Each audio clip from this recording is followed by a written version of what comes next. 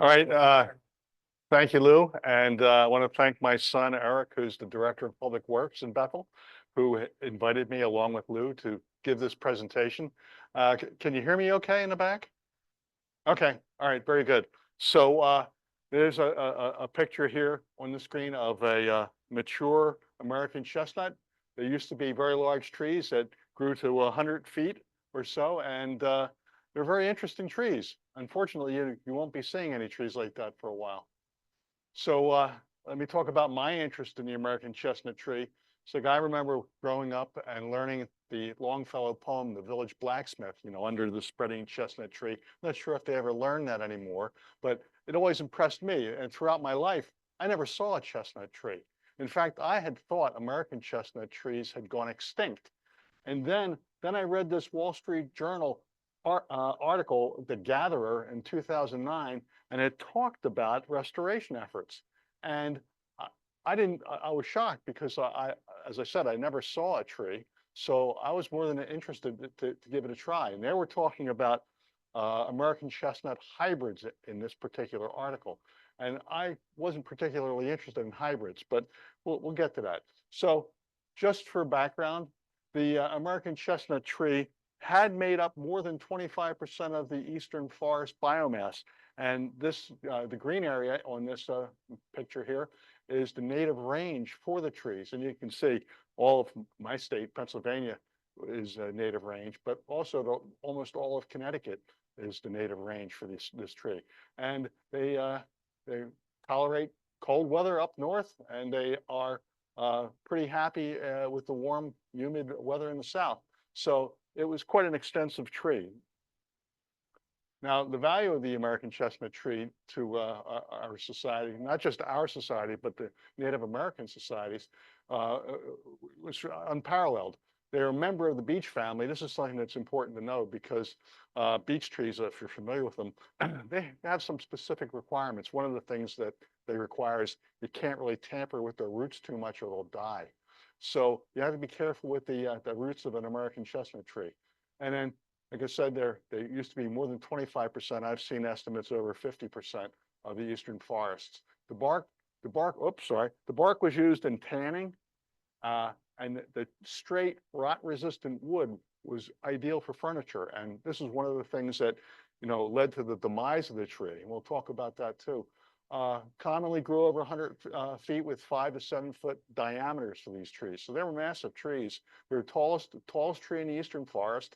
The nuts provided food for birds, squirrels, turkeys, deer, bears, but also people. And not only did the mountain families depend on it for food, and the Native Americans had depended on food, they also made money off the things.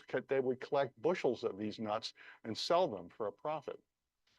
We'll talk a little bit about the tree itself. These here are the flowers, the start of the flowering, which happens usually in May, June. The flowers turn out to be white. They have a pleasant aroma. And the burrs, which is the pod that grows the nuts, the chestnuts, will form at the base of these flowers. Fertilization is from wind and insects. In fact, there was at least one study that I'm familiar with where there was a chestnut bee, which specifically fertilized these trees. And there's some interest, certainly from Penn State, to find out whether or not this chestnut bee is making a comeback with the comeback of some of the trees. This is what it looks like when it is flowering. It's quite impressive. The tops of the trees, I described it as a vegetative alpenglow. When you look at it, all the white tops of the trees are very impressive, and they have a very pleasant aroma. Here's a picture showing the catkins, but also the burrs. And inside these burrs, you'll get 3 chestnuts usually. Sometimes you get 4, sometimes just 2. But you can also start to see a Native American chestnut leaf, which is something that we'll talk a little bit more. Here are the burrs as they're maturing. They're very spiny. You get hit by one of these things, you'll know it. When you harvest them, you have to wear gloves. And if you try to remove the nuts before they open up, you're probably going to have bloody hands. Squirrels, I don't know how squirrels do it, but they do seem to manage it. So you can see here a picture of the the chestnuts lined up in a row. You don't always get all three of them fully mature, but this is what you hope for when you want to harvest. Now in Pennsylvania, they mature in early October, and this is a time when with the trees that I have, I send out nuts to people because we'll get to it. I grow a lot of these trees, but I've run out of places to put them. Okay, so the American chestnut versus other chestnuts.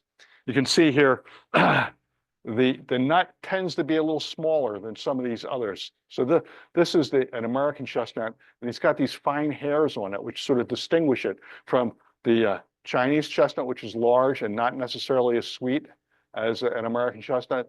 And this is a European chestnut, which is a little sweeter than the Chinese. And then there's a Japanese, which isn't particularly sweet at all. One of the other characteristics of an American chestnut is the pattern, the web pattern here. It's described as a starburst. And you see them, you'll recognize it. We'll talk about that. So American chestnut trees, the nuts are similar to a legume, like a chickpea or a lentil. Very little fat, they have natural starches, and they're very sweet. That's why they're very popular in desserts, if you could get your hands on them. People in restaurant trade would love to get their hands on these things. Now, the types of chestnut trees worldwide, we got American, which are the tallest trees, the sweetest nuts. Leaves are smooth and waxy on the underside with deeply sculpted intervals along the edges. We'll show you some of that, accentuating the teeth. The name of the tree, the binomial name is Castanea dentata. Dentata is the tooth part. We'll show you some of that. The Japanese looks a little bit like an American leaf, not as tall. The nuts are coarse in texture, poor in flavor, and poorly defined leaf teeth. The Chinese, which is the more popular tree in some circles, the Chinese tree was a tree that people tried to hybridize with an American tree because these trees are more resistant than any other chestnut to blight. In fact, the Chinese chestnut evolved alongside the blight. So these trees are pretty good at not dying when they get the blight. One difference between the Chinese and an American tree is these are typically grown as an orchard tree, so they get cared for, whereas the American chestnut grew in forests, and it took care of itself and then dominated the forest.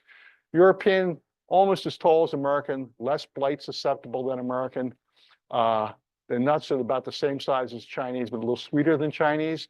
And the leaves are variable and often get confused with hybrids. And then there are other chestnuts. There are chinkapins, which are a small chestnut, and they're struggling too. And Allegheny chinkapins, we're not going to talk about those. So, as I said before, you can distinguish an American chestnut from the others because the leaves are long with pronounced teeth. And sometimes they have a cresting wave pattern, which I'll show you. The Chinese have more rounded leaves with few teeth. Chinese chestnuts have shiny leaves, whereas the American are more of a matte surface. And chestnuts have tapered leaves at the base and at the end. I'll show that in some of the pictures. American chestnuts have small or no stipules. A stipule is a growth that comes out of where the leaf stem, the petiole, comes off the stem of the tree. We'll show you pictures of that too. They grow out of both sides on the leaf stalk. Comparison of leaves, an American chestnut here, 4. They have a tapered base and a tapered end. The teeth, you can see the teeth here quite pronounced, and maybe not so much in this particular diagram, but sometimes you'll see them like a cresting wave. The Chinese, which is here, is going to be wider, broader, and less defined teeth. There's no Japanese one in here. There's a European one right here. And then I think there's a chinkapin there, but well, let's see. Maybe I got that mislabeled. I think okay. So this picture is courtesy of the American Chestnut Cooperative Foundation, which I'm a part of. So leaf comparison, once again, you can see the Americans tend to be long and thin, tapered at both ends with highly defined teeth. So here's a picture from my garden, and you can see the teeth here. There's no mistaking this. And then the matte finish and then the tapered ends. I think I have another one here. Yes. And here you can see at least some of the crusting wave that is indicative of an American chestnut. It's like wave breaking, and that you won't find on the other chestnut species. Okay, now in terms of stipules, this is another defining characteristic of an American chestnut. These stipules are either very small and thin, or they don't exist at all. And I noticed this with the Chinese, they look a little bit like a half of a canoe. They're kind of wide and big. And you can see the Chinese leaf, which is rounder than the American chestnut, and the teeth are not as pronounced. Okay, so what happened to the American chestnut? Well, around 1900, New York Botanical Garden wanted to bring in some chestnuts from the Orient, and they did. Unfortunately, those trees, which tend to be immune to the blight, they brought the blight with them. And then the blight spread. The blight spread by wind, rain, birds, other animals. It entered any cracks in the bark of the American chestnut, and they frequently made sunken cankers that expanded and girdled the tree, killing everything above the canker, usually in one growing season. So in the first 40 years of the 20th century, it wiped out between 3 and 4 billion trees, 99% of the population. This fungus, Cryphonectaria parasitica, is the culprit here. And we can talk a little bit about that in a little bit later. So even where the chestnuts have been wiped out, the blight remains. The blight's hard to get rid of. You can't really, it's everywhere. You just don't see it. Seedlings are most susceptible. Trees larger than 1.5 inches in diameter at chest height are somewhat resistant in that it slows down the blight. But no chestnut, not even Chinese chestnuts, are immune to blight. They have resistance, and that's one of the goals of the growing program we're in. We want to have trees that are resistant. So now in the American chestnuts, and a lot of people find these in the forest now, you'll see sprouts from dead trees, stumps will start sending up suckers because the root system of the American chestnut is still healthy. It's just that once the tree gets above ground, that's when the blight affects them and can kill them. Okay, so here's an example of a blight canker. You know, it's typically swollen and it girdles the stem. Death usually within a year. Below the canker, the tree's alive and fine. And like I said, older trees, at least 1.5 inches in diameter at breast height, they can show some resistance. Depends, you know, on the tree, of course. Here's an example of a raised canker. Now, raised cankers are the type of canker that tend to produce some resistance. You can see the break in the outer layer of the bark is filled in by new growth. And that's something that is indicative of resistance, and that tree can usually survive. Here's a diagram showing as long as you preserve this cambium layer, the tree is going to be okay. This outside layer is going to be one that manages to recover from the blight if it's going to recover at all. So superficial cankers can grow and the tree can survive. Now here's an example of a stem of a tree. This is one of my trees where it got down to the cambium, killed the stem in one season, and that particular shoot down here below, it's still alive. In fact, that branch there is still alive, but anything above here is dead. Now, this is a raised canker on one of my trees. You can see how it's filled in the splits in the bark. This tree is severely affected by blight, but it keeps soldiering on. It just keeps producing more growth. This is a tree that shows great resistance, and it produces a number of chestnuts in the fall. Okay, so now we'll talk about efforts to restore this, this tree. Now, originally I put this talk together just to convince my township to let me grow trees in the public parks. And that was successful. So I didn't really talk about other people's programs other than the program that I'm part of, but we'll talk about it here. So the efforts to restore the chestnut, early efforts were by the USDA and the Brooklyn Botanical Gardens from the 20s through the 60s.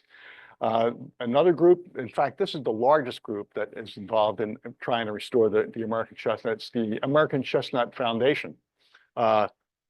If you ever Google anything online, this is the group you're going to come up with in the results. You're going to find the American Chestnut Foundation. If you dig a little deeper, you're going to find at the State University of New York, it's in Syracuse, their environmental science and forestry program has worked with the American Chestnut Foundation on the tree. And then the group that I'm part of, which is the American Chestnut Cooperatives Foundation, the ACCF. Now, the primary approaches, you can have two major ways to try and bring the tree back. First is develop a blight-resistant tree. This is something that I'm mostly involved in. The other is to try and weaken the blight by exposing or inserting viruses in. And this has some promise, but it's still kind of early on. Doing the insertion of a virus into the blight fungus is going to be called hypovirulence, and it allows the hypovirulent strain to infect and hopefully spread in a forest setting, and you can have some success in protecting trees that have shown some resistance. This has had some effect in Europe, where they have fewer versions, if you will, of the fungus. Not so successful in the U.S., where apparently multiple varieties of the fungus, and it's still being worked on, but we're not going to talk much about it here. If you have interest in looking at this, you can read this article by the group that I'm a part of, the ACCF. They published an article talking about it. So USDA efforts to breed the trees, they began in 1922, along with the Brooklyn Botanical Gardens, to have an experimental site in Connecticut in 1930. And the early focus was on hybridizing the American tree with a Chinese tree that has some blight resistance built into it. The trees, unfortunately, didn't have proper form, and they did very poorly in a forest setting. Like I said, Chinese chestnuts tend to be orchard trees. The USDA efforts continue. They still have a large planting in the same forest in Virginia, and they were dealing with offspring from the Connecticut program. And in 2010, they were planting more in the Cherokee National Forest in Tennessee. These Tennessee trees have American character with some blight resistance. 3 plots, they have hybrids, back crosses, and pure Americans. So the USDA is still working on this. They're still doing an evaluation of how successful their program is. Now, the American Chestnut Foundation, as I said, founded in 1983, goal is to restore the American chestnut to its native range. So they're not looking for an orchard tree, they're looking for a forest tree. And so the first farm was started in Virginia in 1989 with hybrids. Early 2000 efforts started on the Darling 58. We'll talk about the Darling 58. It's a transgenic American chestnut tree. And then, as I said before, this is the largest organization devoted to restoring the American chestnut. As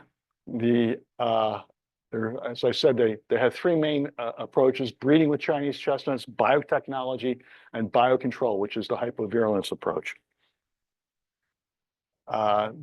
They're looking for these characteristics in the American chestnut tree, a tree that's going to be competitive in the forest, because, you know, forests weren't sitting around waiting for American chestnuts to come back.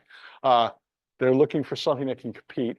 They want something that, and this is important, has the ability to pass on the resistance to the next generation of trees.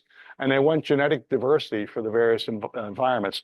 You know, they specifically talk about global warming, but just thinking about the native range, we have trees growing in New Hampshire. Those trees are going to have different needs than those growing in Georgia. Now here's a program that's pretty interesting. The State University of New York at SUNY Environmental Science and Forestry has taken this biotechnology approach. Their efforts began in the early 1900s or 1990s. They focused on a transgenic tree. What they did was they took a wheat gene, which was resistant to a blight, and they inserted it into the genome for American chestnuts. These trees are called Darling, well, they were called Darling 58 trees. It's Darling not because they loved it, but because of the engineer who really was the first one that proposed doing this. His name was Darling. And in January 2020, they submitted an application to the EPA, the USDA, and the FDA to see if they could get these trees out and available to people throughout the native zone for American chestnuts. So the American Chestnut Foundation had worked with the State University of New York program. The American Chestnut Foundation provided financial and scientific support to SUNY ESF.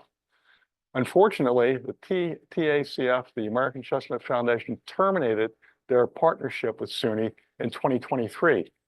And the USDA also in December 2023 is pausing their work on the transgenic American chestnut. Now, Sarah Fern Fitzsimmons is the Chief Conservation Officer for the American Chestnut Foundation. In January 2024, she was saying how they didn't think the ESF should continue with this petition. She thinks they should pull it. She's kind of influential in the American Chestnut Foundation.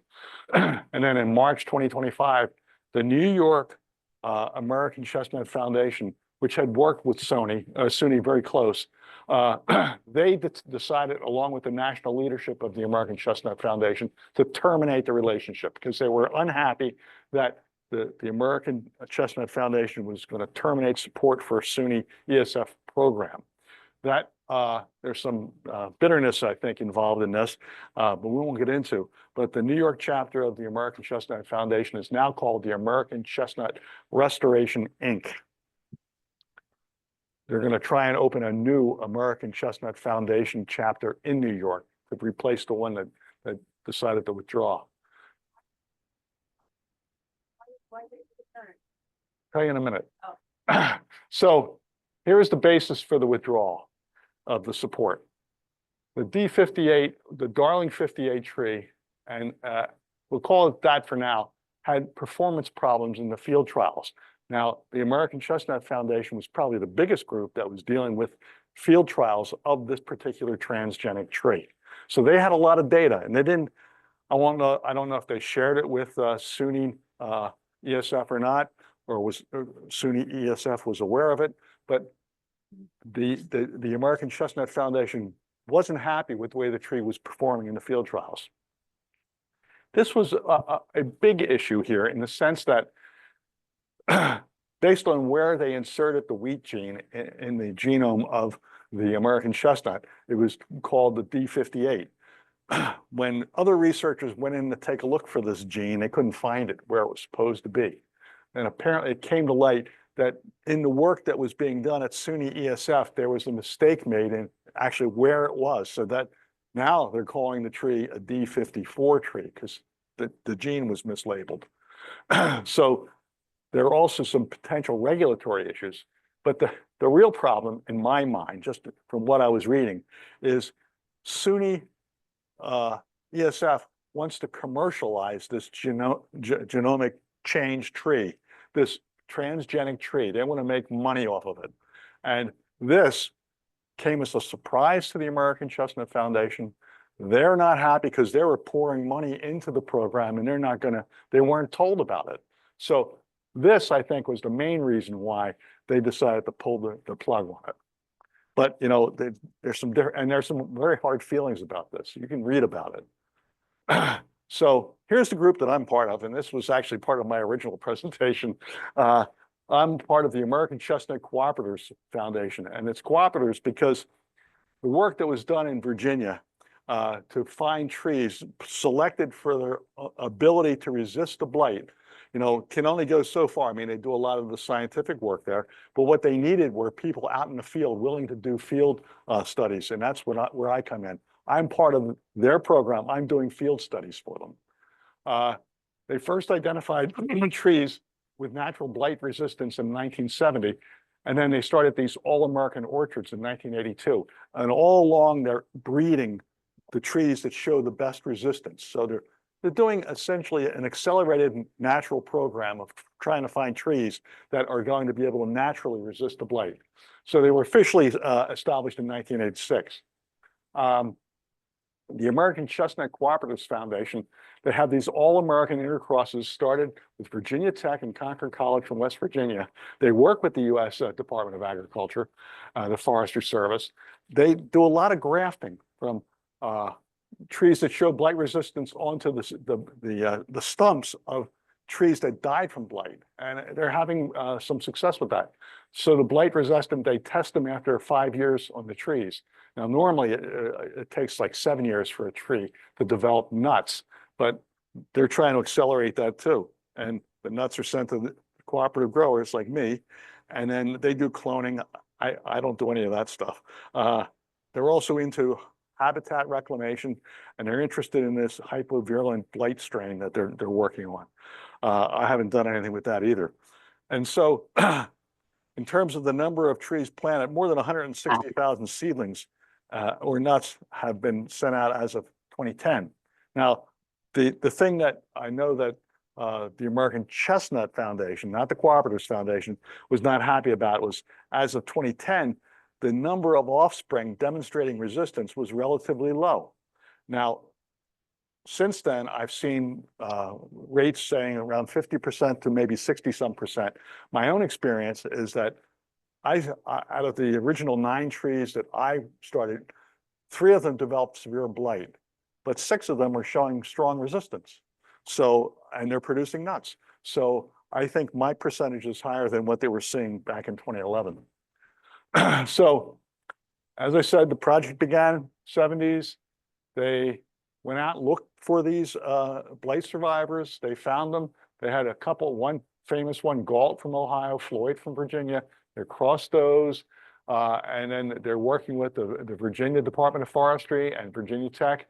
They're grafting, and they're trying to get blight from Europe to try to introduce it in U.S. trees. One of the interesting things about the blight in American trees, a blight that's going to kill an American tree tends to look orange, but when they develop this hypovirulent strain, it turns whitish.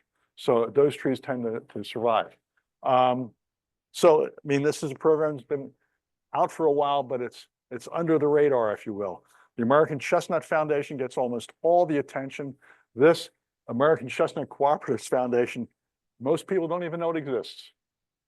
Once again, I just talked about how they were doing it, taking the large chestnuts that they found surviving. They've planted a bunch of them in this same forest we talked about earlier. They're selecting and trying to develop a hypovirulent strain of the blight, and they keep at it. They're still working. Sometimes I think of it as a mom and pop operation, but it's not. So one of the things that the American Chestnut Cooperatives Foundation wants to do is look at habitat reclamation efforts. So one of the things that's key, and I think in Connecticut you can deal with this, sloping land. You've got a lot of sloping land here. I think that's ideal for American chestnuts. They like coves, especially facing north or east, sandy loam soil with full sunshine. Good, you know, if you want to pick a site that has a tulip poplar or a cucumber magnolia or a red oak, those are usually sites where American chestnuts will do just fine. So the cooperative growers are in states in the native range and also beyond. They've gone to other places. And this is the website. It's the ACCF online when you want to look for it, if you're interested. Okay, for anybody who's growing, this is for Lou and anybody who's got some of my trees. You know, you want to pick a spot that has full morning sun and acidic, well-draining soil. These trees will not tolerate sitting in water. They'll die the first year. What I usually do is I dig holes. I space them fairly closely sometimes between 10 and 50 feet for optimal pollination. I mix in peat moss, sand, and the native soil. And then I put cages around it because the truth is everything likes to eat these trees. When you first plant them, the squirrels will dig them up and eat them. If they manage to germinate and sprout, the rabbits will eat them. And if they grow up a couple more feet, the deer will eat them. So everything likes to eat the trees. So I mean, and you also want to protect the young seedlings from any injury to the bark before they develop some resistance. Now, this is important because I go online and I look at a number of sites, and people are always trying to talk about pruning the American chestnut. You don't want to prune an American chestnut until it's dormant. And when there are no leaves on the tree, do it in the wintertime if you have to do it at all. And then, so this is my personal cooperative effort. I started it in 2010 after I read that Wall Street Journal article. I currently have 43 trees. And I've been told by someone important to me that I think I have enough in my yard. So,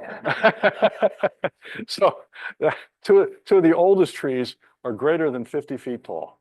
And I talked about they're old enough to show resistance to the blight. Out of my original 9, 10 trees, 3 have shown marked blight. One of them, which was severely blighted, I thought it died. It recovered and last year produced nuts. So that's fine. I'm hoping that the other 2 do the same thing. And each year I harvest approximately 500 chestnuts. I don't eat the things, even though some people say you should, but I don't. So this is one way in which I grow these things. I grow them in long tubes. I grow them in long tubes because the trees, member of the beech family, they grow long tap roots quickly. So this particular tree in a tube that's what I think 14 inches, that tap root's almost at the bottom of the tube now when it's only this high. So, but this is a very successful way of doing it. I use plastic sleeve with newspaper in there.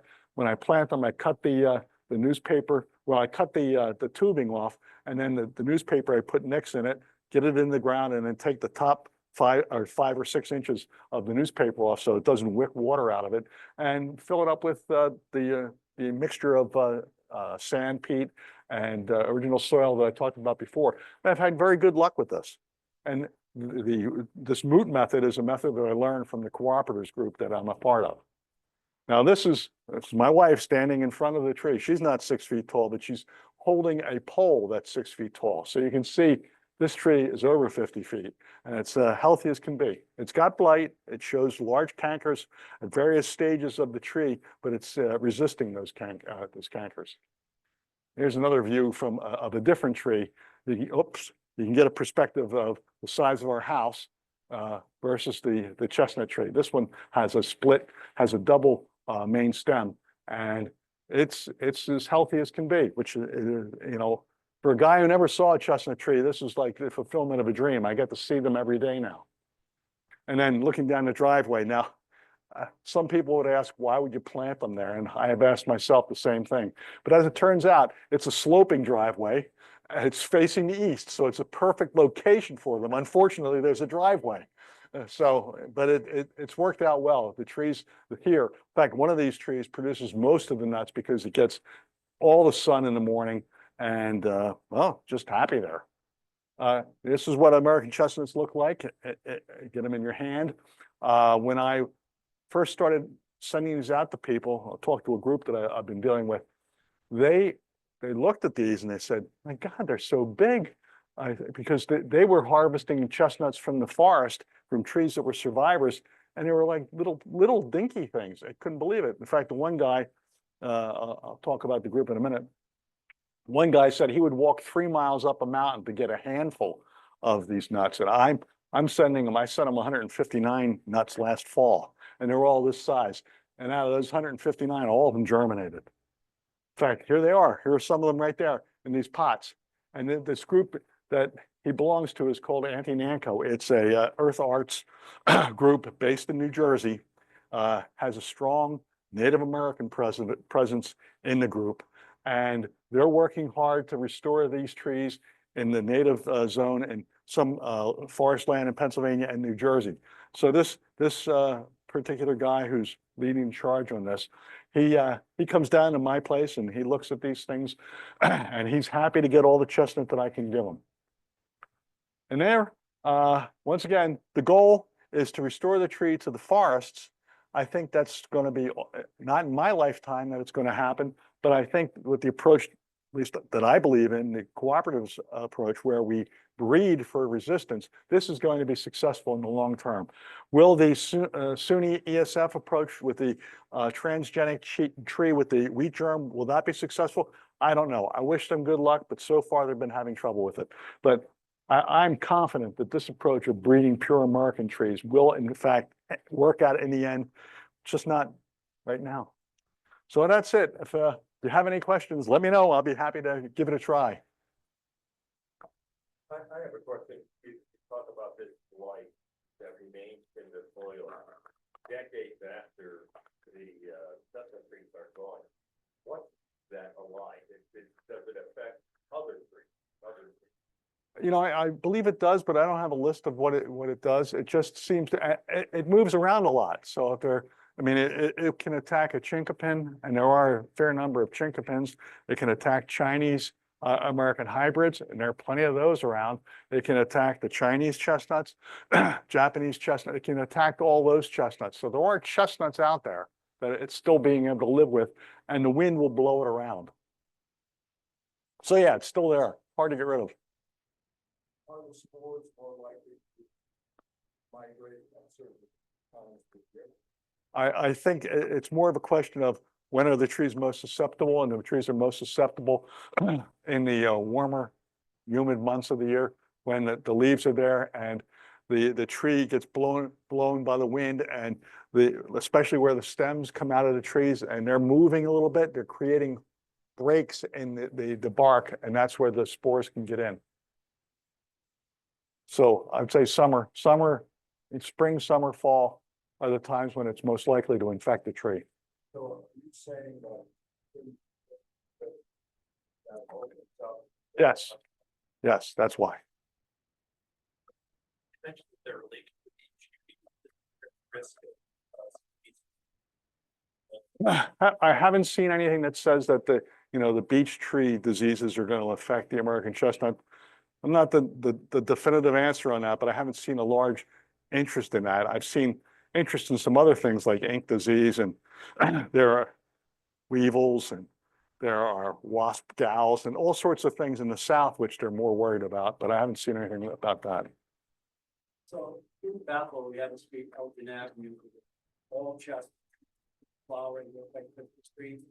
So what replaced this when that died out? Did they bring in other species that are planted here locally that don't produce any nuts? Because That I don't know. Maybe Lou has an idea of what they might have done here, but I would say that one of the problems that I didn't mention was that because the trees were so valuable, when the blight hit, the lumber mills were so eager to cut down every tree that they could get their hands on to try and spare from the blight that they probably cut down a lot of trees that had natural blight resistance.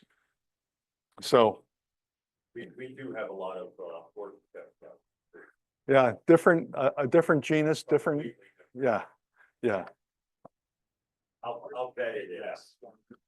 they sure are pretty though when they're growing. They're just gorgeous. Yeah, you can't eat those. Don't eat those. Yeah, Just they tend to be European chestnuts. They tend to be.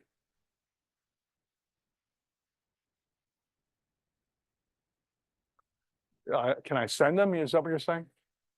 Oh, yeah, you can eat them. There's no problem. In fact, these transgenic trees, they already got a pass from the FDA saying you can eat those trees that have wheat genes in them. So pretty clear they're fine. Not that I'm eating them. have UConn or Contemplation also been working on that?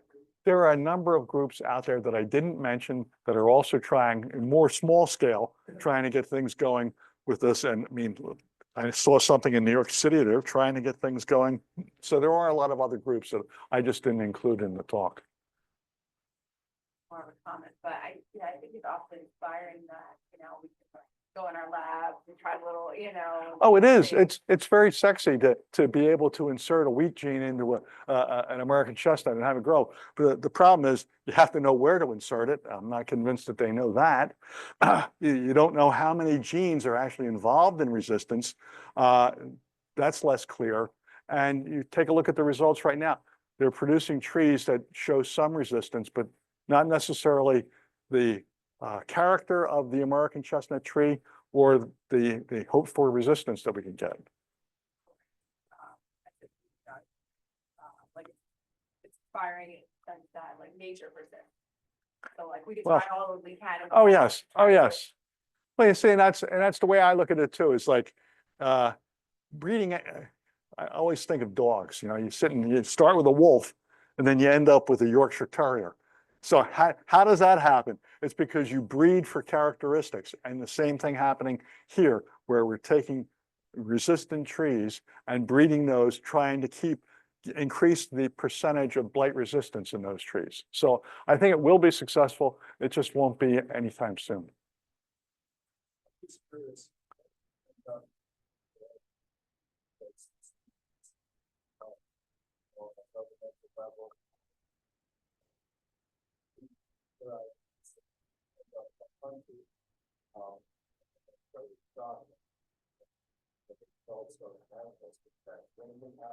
I think, yeah, I think you would see that at the state level in a number of states, California and Oregon in particular, which are large agricultural states.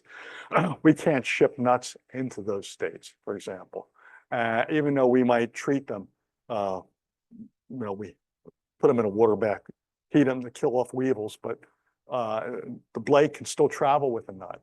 So I think you'll find it at the local level. I think governments are starting to think about this now to try and prevent some of that, but you'll still see all sorts of things that you wish weren't growing in your yards or your neighbor's yards, and it hasn't happened yet. Not a pervasive plan that I know of. State levels, big things for, fail the migration of it. In other words, they don't want to move the wood around. Right, right, So the cat's really out of the bag there. exactly. What happens, at ports, where these things probably.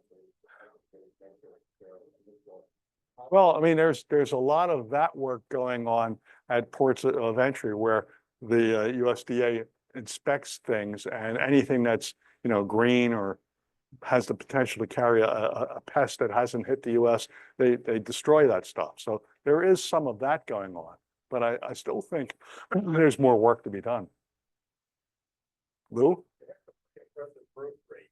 You have 50 footers, Oh, yes. Oh, that's something.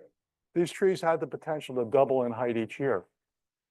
So they grow fast. They're a very fast growing tree. In the back? Talking about site.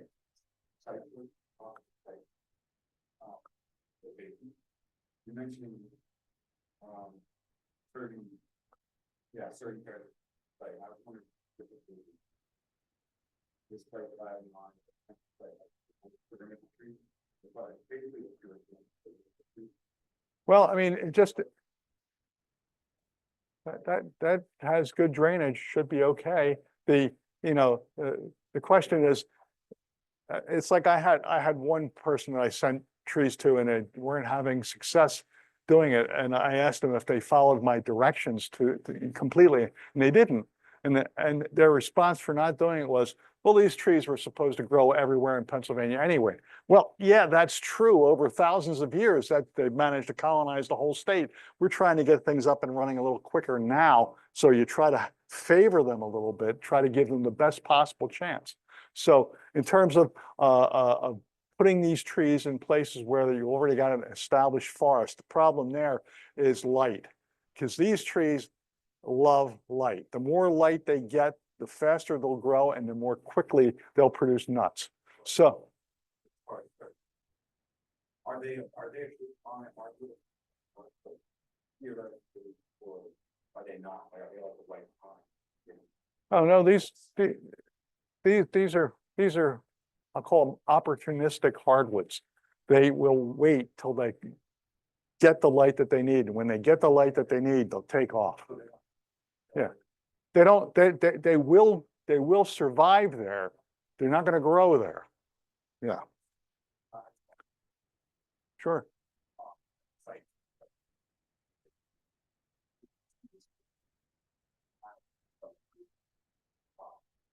Oh, good.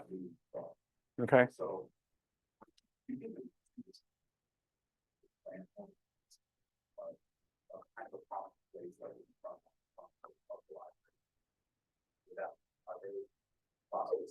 Well, I mean, I think you could plant them.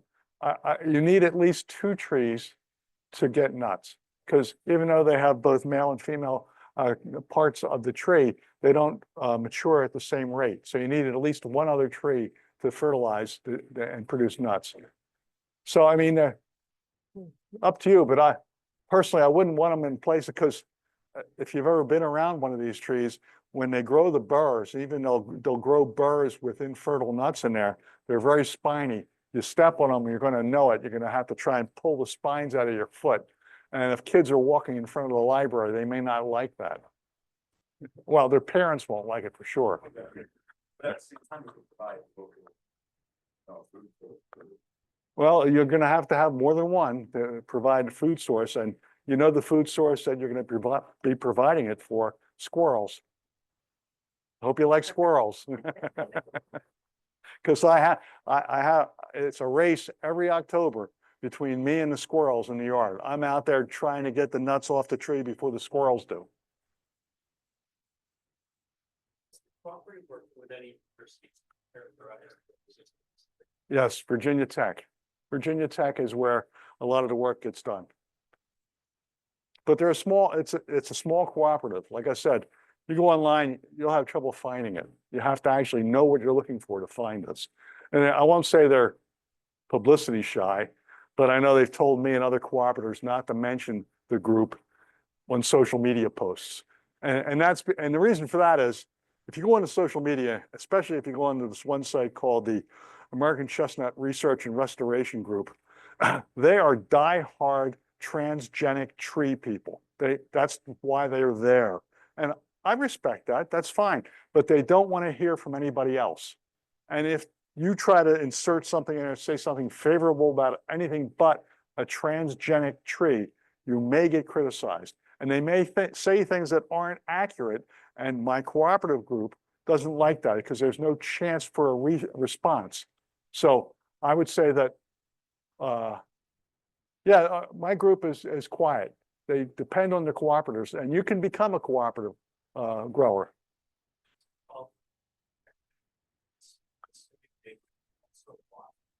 They're not just going to totally expand. Diversity. Yes, yes. So it seems like it should be a partnership. Well, you would think that, yeah, you would think that, wouldn't you?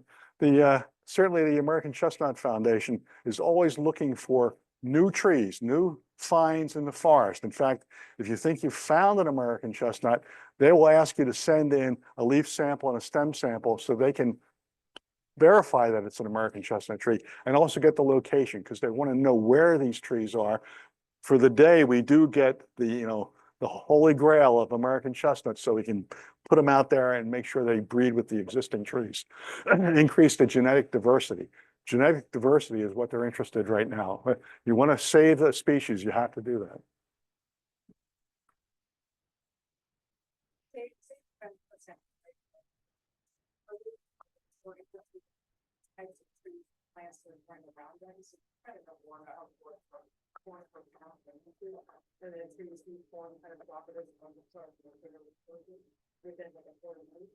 So,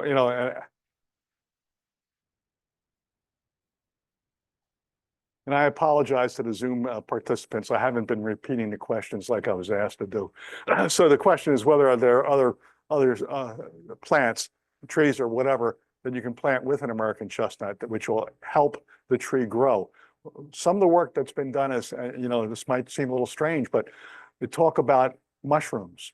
There's certain types of mushrooms that you can plant around these American chestnuts, and then it increases the crosstalk between the trees and the mushrooms and helps the trees survive better. So there is some of that going on. As far as other trees, the only thing I can think about there is you try to pick a site that has these cucumber magnolias, these tulip poplars, and those sites are favorable for an American chestnut. I don't see the trees doing anything positive in particular, but the site's positive. Now, one question I've had from people is, would a black walnut cause a problem for these trees? But there's no evidence that it does. So there are certain trees that it will cause a problem for, but the American chestnut doesn't appear to be one of them.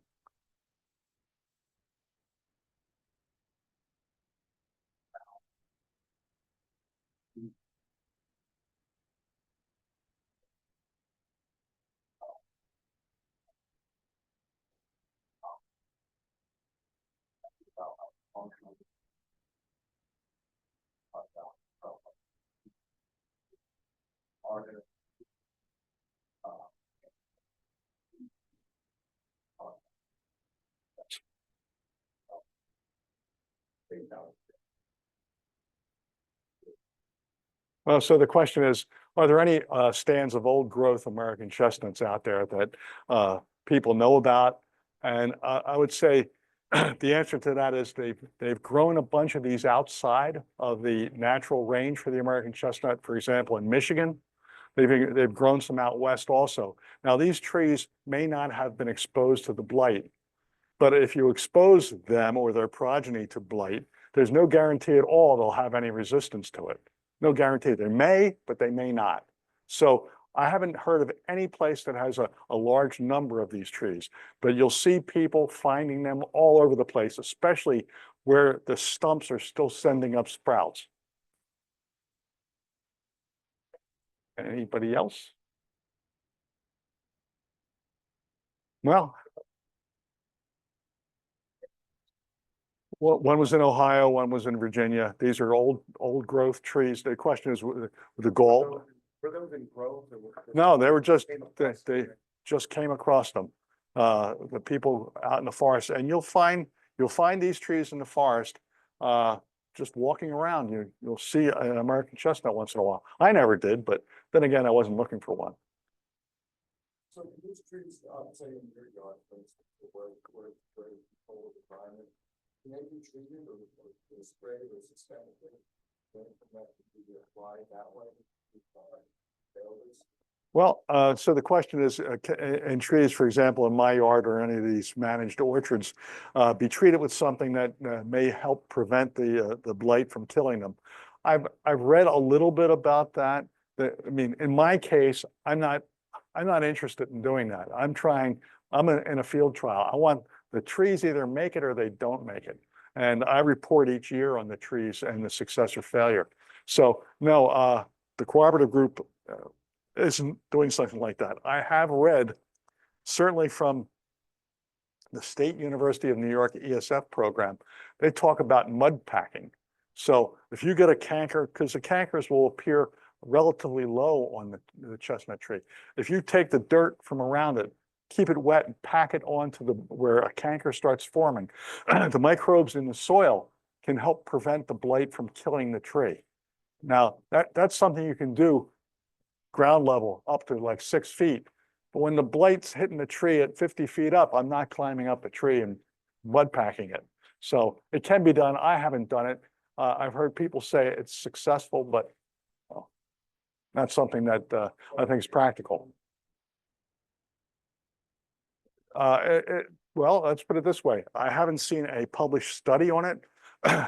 Anecdotal reports from people who are like this one man, Eric Carlson, who's at SUNY ESF.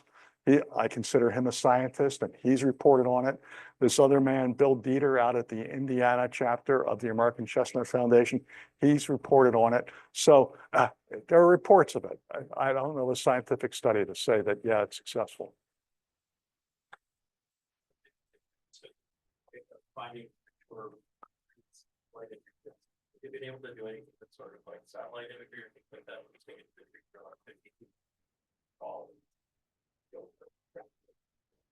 So the question is, in the search for mature trees, has anybody used like satellite imagery to find groves of these trees? Not that I know of. I don't know of a particular characteristic that's going to, that's going to be picked up by a satellite, because these trees are not found in groves anymore. They're like single trees in the middle of a forest. Finding those will be quite difficult. In the back?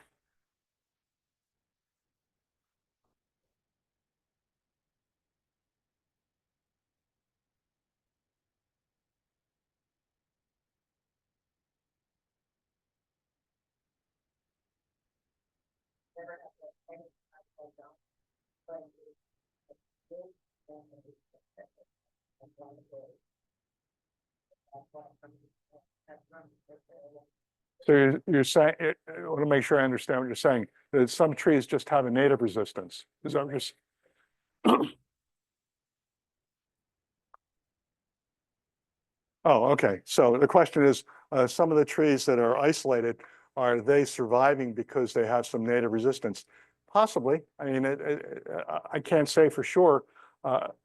Certainly the large trees that had existed in the past that died from the blight, the stumps are still out there. They're still producing, offshoots that when they get big enough, they tend to die from blight too. So one of the goals of these groups is to take splicing saplings, take a splice and graft it onto those stumps, because the roots of those stumps are fine, and the graft will have some resistance that's been established, and hopefully that will grow a full tree. Anybody else? You had a comment. I believe I saw a small hand.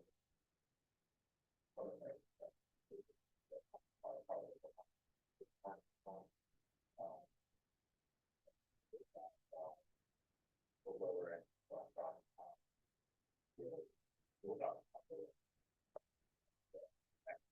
The white pine. Isolated for gallon pond. Well, I mean, the question is, the question is, or the comment was that there are some trees in Connecticut that look like they're American chestnuts that have managed to survive. Just remember, the original effort from the USDA was in Connecticut, where they had established experimental stations to try and regrow these trees. So some of them might be offshoots from that. I don't know. Yeah, I mean, it could be that. Yeah. Well, exactly. So, and like I said, there are a lot of small groups out there working on their own, independently trying to reestablish these trees. And they frequently get the trees or the nuts from the American Chestnut Foundation. That doesn't just produce hybrid trees. They also have all American trees that they're trying to give out. Anything else? A quick question for trees that are found blighted. Is it better to cut them down or just to let them die? Well, I mean, the question is whether if you find a blighted tree, should you cut it down? Well, I would say no. I mean, I got 9 blighted trees. 6 of them are surviving, producing nuts. From a Darwinian perspective, they're survivors. They're making it. So the other 3, they're still a little bit in doubt. But no, I wouldn't cut it down. The root system still healthy, and there's always a chance it could produce something that is, naturally resistant. So I wouldn't cut them down. Anybody else? No? Thank you very much. Oh, my pleasure. You're welcome. Thank you. Okay. If you have any questions after this, send them to Lou. Lou knows where I am. Right. Okay, very good. Thank you.